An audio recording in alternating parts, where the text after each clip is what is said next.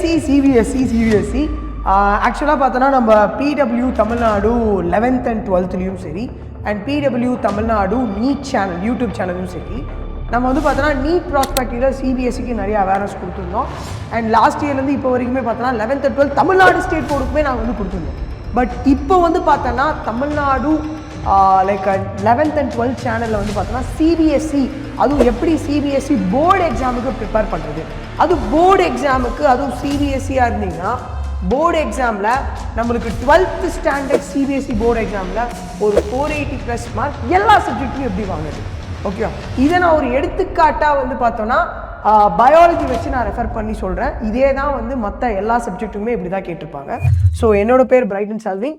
Okay, நான் வந்து இங்கே botany like teacher, faculty, tutor என்ன வேணால் நீங்கள் எடுத்துக்கோங்க.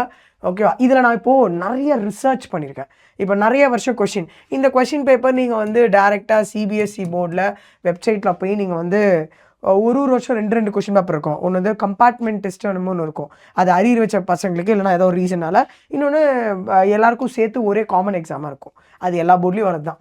இதில் முக்கியமாக இந்த 4 மார்க், ஏன்னா உன்னால் 1 மார்க்கு 2 மார்க்கு 3 மார்க்கு 4 மார்க்கில் தான் நிறைய creative question, case based question தான் இருக்கும். அண்ட் 5 மார்க் இது அட்டன் பண்ணாலும் 4 மார்க்கில் தான் நம்மளுக்கு செக்கே வைப்பாங்க. ஏன்னா இது வந்து கொஞ்சம் க்ரியேட்டிவாக கேட்பாங்க. கான்செப்டை புரிஞ்சிருக்க மட்டும் கிடையாது, கான்செப்டை புரிஞ்சு அதுக்கேற்ற மாதிரி நம்ம எழுதவும் கற்றுக்கணும். இல்லை ஜஸ்டிஃபை பண்ணுற மாதிரி சில கொஸ்டின் எஸ்ன்னு வரும், நோன்னு வரும், அதுக்கேற்ற மாதிரி எழுதணும். இப்போ take an example, a student perform some crosses in the plan represent the result in the formation of bar graph. Okay, cross 1 shows 500 tall 0 draft, cross 2 shows 375 talls 125 draft. இப்போ இந்த கொஷினில் வந்து பார்த்தோன்னா what about the genotype of, நீ actually இந்த கொஷினை டேரெக்டாகவே genotype எடுக்கலாம். இது பார்த்தோன்னா 1:0 ரேஷியோ, இது 3:1 ரேஷியோவில் கொடுத்துருக்காங்க. ஆனால் நம்ம இந்த கொஷினுக்கு கண்டுபிடிக்கணும், கேல்குலேஷனை பேஸ் பண்ணி கண்டுபிடிக்கணும். இப்போ 1:0ன்னு வராங்கன்னா கண்டிப்பாக பேரண்ட் வந்து ஹோமோசைகஸ் டாமினண்ட்டாக இருப்பாங்க. அதை வந்து ஒரு ஹோமோசைகஸ் ரெசசியோட கிராஸ் பண்ணால் நம்மளுக்கு அந்த 1:0 ரேஷியோ வரும், டெஸ்ட் கிராஸில் பண்ணுற மாதிரி. ஆனால் செகண்ட் வந்து பார்த்தோன்னா நம்மளுக்கு 3:1 ரேஷியோ வரும். அதுவும் வந்து பார்த்தோன்னா ஹெட்டிரோசைகஸ் டாமினண்ட்டை இன்னொரு ஹெட்டிரோசைகஸோட போட்டோன்னா நம்மளுக்கு அந்த 1:3 ரேஷியோ வரும். இதுவுமே நம்ம பார்த்துருப்போம். இது நம்ம கேல்குலேஷன் போட்டு அது மூலிமா நம்ம வந்து கொண்டு வரணும் அப்படின்னு நினைப்பாங்க. ஸோ அப்போ பார்த்தோன்னா ஒரு கான்செப்டை டைரெக்டாக கேட்காம அந்த கான்செப்டை டீப் அண்டர்ஸ்டாண்டிங் பண்ணி ஒரு எக்ஸ்ட்ரா ஒரு ஸ்டெப் வச்சு கொண்டு வர மாதிரி இருக்கும். ஸோ இதில் நீங்கள் மேத்தமேட்டிக்கல் இன்டர்பிரிட்டேஷன்ஸ் பண்ணி புரிதல் பண்ணி அதுக்கேற்ற மாதிரி ஆன்சர் வந்து அதுக்கப்புறம் அந்த பேரண்டல் ஜீனோடைப் என்ன டைரெக்டாகவே நம்மளால் போட முடியும். பட் ஆன்சரை நம்ம இந்த ஃப்ளோவில் எழுதுகிற மாதிரி இருக்கும். இது வந்து இன்சைட் ட்விஸ்ட்னா கொஸ்டின்லேயே வந்து சம்டைம் ட்விஸ்ட் பண்ணுவாங்க, ஒரு ஸ்டெப் அடிஷ்னலாக போடுற மாதிரி. ஸோ இது கேஸ் பேஸ்ட் ஸ்டடீஸ். நெக்ஸ்ட் வந்து பார்த்தோன்னா 3 மார்க்கில் வந்து நம்மளுக்கு மோஸ்ட்டாக நம்ம எல்லோரும் என்ன நினைப்போம்னா ஸ்டேட் போர்டு பசங்களாக இருந்தால் புக் பேக் எக்ஸசைஸ் கொஸ்டின்ஸ் மட்டும் படித்தாவே மோஸ்ட்டாக மார்க் எடுத்துருவாங்க. ஆனால் இங்கே சிபிஎஸ்சியில் நம்மளுக்கு புக் பேக் எக்ஸசைஸை தாண்டி சாப்டர் அண்ட் எக்ஸசைஸை தாண்டி புக் இன்சைடில் இருக்க கொஸ்டின்ஸ் தான் அதிகமாக கேட்பாங்க. அதுக்கு ஒரு எடுத்துக்காட்டு, do all the pollen grains remain viable for the same length of the time, support your answer with the 2 suitable example. 2 example கேட்டாங்க, ஆனால் இது வந்து புக் பேக் கொஸ்டின்ஸில் வரல, இது புக் இன்சைடில் நீ தெரிஞ்சாதான் வருமே. ஸோ இது வந்து பார்த்தோன்னா வீட்டு ரைஸ் வந்து பார்த்தோன்னா நம்மளுக்கு 30 minutes வயபிளாக இருப்பாங்க. பாலினேஷன்ஸில் நம்ம இதை படிச்சிருப்போம். ஓகே, அடுத்தது வந்து பார்த்தோன்னா அந்த ஒரு 3 ஃபேமிலி வரும், ரோசேசியே, லெகிமினேசியே, சொலானேசியே. இது வந்து பார்த்தோன்னா 1 மாதம் கூட அந்த போலன் கிரெயின்ஸ் வந்து டிஸ்போசல் ஆகி டெகிசன்ட் ஆகி வயபிளாக இருக்கும் ஃபர்டைல் பண்ணுறவங்க. அப்போது இந்த இடத்துல நம்மளுக்கு நம்ம என்ன தெரிஞ்சுக்கலாம்னா சாப்டர் எண்டு, ஒரு சாப்டர் முடிச்சோன்னு ஒரு எண்டு எக்ஸசைஸ் இருக்கும்ல, இதுலேருந்து நம்மளுக்கு கேட்குறத விட நம்மளுக்கு புக் இன்சைட்லேருந்து நிறையா மெஜாரிட்டியாக கேட்குறாங்க. இது Tamil Nadu state board 12th 11th மாதிரி கிடையாது, இது வந்து சிபிஎஸ்சி. ஸோ இதில் வந்து நம்ம நிறைய கொஷின்ஸை புக் இன்சைட்லேருந்து தரும். அப்போது நம்மளுக்கு இங்கே ஒரு டியூவல் பெனிஃபிட்ஸ் என்னென்னா, நீட் படிக்கிற மாணவர்களாக இருந்தாங்கன்னா புக்கு இன்சைட் படிக்கிறதுனால அவனுக்கு டபுள் த சான்ஸ், அவனுக்கு வந்து டபுள் 2 லட்டு கிடைக்கும்னு சொல்லுவாங்க பார்த்தியா, அந்த மாதிரி அவனுக்கு 2 ஆப்ஷன்ஸுமே 2 விஷயமே அவனுக்கு வந்து கிடைக்க ஆரம்பிக்கும். அடுத்தது 4 மார்க் கேஸ் பேஸ். ஏன் நான் கேஸ் பேஸ்க்கு அதிகமாக சொல்கிறேன்னா, உன்னால் ஒரு 2 மார்க்கையும் 3 மார்க் 5 மார்க்கு கூட உன்னால் எழுத முடியும். மோஸ்ட்டாக அந்த டெஃபினிஷன் புக் பேக்கை கேட்க மாட்டாங்களா, புக் பேக்லேருந்து கொஸ்டின்ஸுமே சாப்டர் அண்ட் எக்ஸசைஸ் கொஸ்டின் வந்து கேட்பாங்க. ஆனால் பெரும்பாலும் உள்ளே இருந்தால் கேட்பாங்க.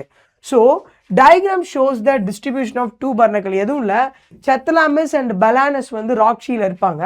இது வந்து என்ன காம்ப்ளெக்ஸை, என்ன தியரியை சொல்ல வராங்க, என்ன எக்ஸ்பெரிமெண்ட்டை சொல்ல வராங்க, என்ன ஃபினாமினாவை சொல்ல வராங்க அப்படின்னு பார்க்கும்போது இன்சைட் புக் இன்சைட்லேருந்து ஒரு கான்செப்டை இன்டைரக்டாக அப்ரோச் பண்ணுறாங்க. அப்போது இது வந்து பார்த்தோன்னா இந்த கொஷின் வந்து கார்னல் எலிகண்ட் ஃபீல்ட் எக்ஸ்பெரிமெண்ட். இதில் வந்து பார்த்தோன்னா சுப்பீரியர் கேட்டகரி வந்து சுப்பீரியர் ஸ்பீஷஸ் டாமினேட் பண்ணுவாங்க, இன்ஃபீரியர் வந்து பார்த்தோன்னா ஒரு மாதிரி அவங்க எலிமினேட் ஆகிடுவாங்க.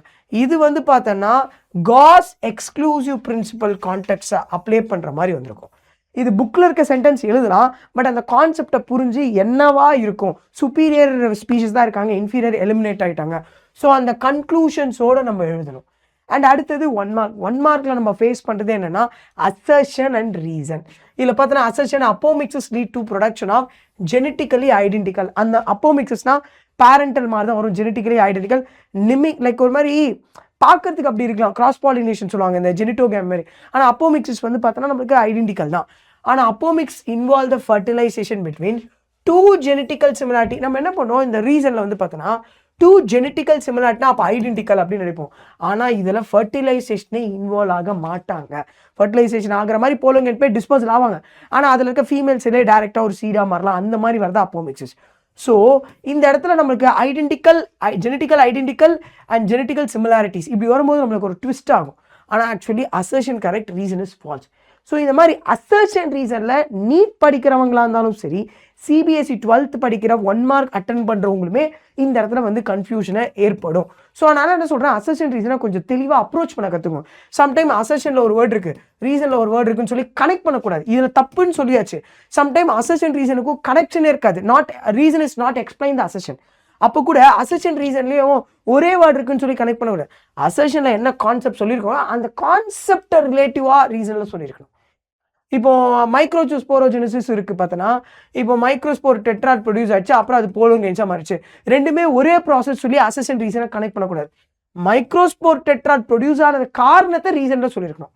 ஸோ இந்த மாதிரி கனெக்டிவிட்டி உள்ளதாக பார்த்து பண்ணுங்கள். ஸோ இந்த இடம் தான் வந்து ஒரு ட்ரிக்கி பார்ட். இந்த இடம் தான் பசங்க மோஸ்ட்டாக கன்ஃபியூஸ் ஆகி சொதப்புற பார்ட்ஸாக இருக்குமே. அடுத்தது பிரேக் டவுன் இன்சைட் பிசஸ். இது எதுவும் இல்லை, புக்கு இன்சைடில் இருந்தால் 70 to 80% கேட்பாங்க. அதில் மோஸ்ட்டாக காம்பிடென்சி அதிகமாக இருக்கும், கொஞ்சம் கன்ஃபியூஸ் பண்ணுற மாதிரி ட்ரிக்கியாக கேட்பாங்க. அண்ட் கேஸ் பேஸில் தான் நிறைய பசங்க மார்க்கை லாஸ் பண்ணுவாங்க. அதனால தான் நம்மளை 480+ வரும்போது அந்த இடத்தெல்லாம் மிஸ் பண்ணுவாங்க. ஸோ இந்த இடத்துல understanding the core subject and கான்செப்டை புரிஞ்சுக்கோங்க. கொஸ்டினோட டிமாண்ட்ஸ்க்கு ஏற்ற மாதிரி ஆன்சர் பண்ண கற்றுக்கோங்க. அண்ட் நெக்ஸ்ட்டு அசர்ஷன் ரீசனையும் ஃபோக்கஸ் பண்ணுங்கள். டயக்ராம் பேஸ் கொஸ்டினான கேஸ் பேஸுமே வந்து பார்த்துக்கோங்க. And book back question, book exercise அதுவுமே ஒரு 20 to 30%. Sometime difference between direct question, definition இந்த மாதிரியும் கேட்பாங்க. அதுக்குமே நம்ம லெஸ் வெயிட்டேஜ்னு கொடுக்கக்கூடாது. ஆனால் என்ன ஒரு 20 to 30% அதையுமே நம்மளுக்கு கேட்பாங்க.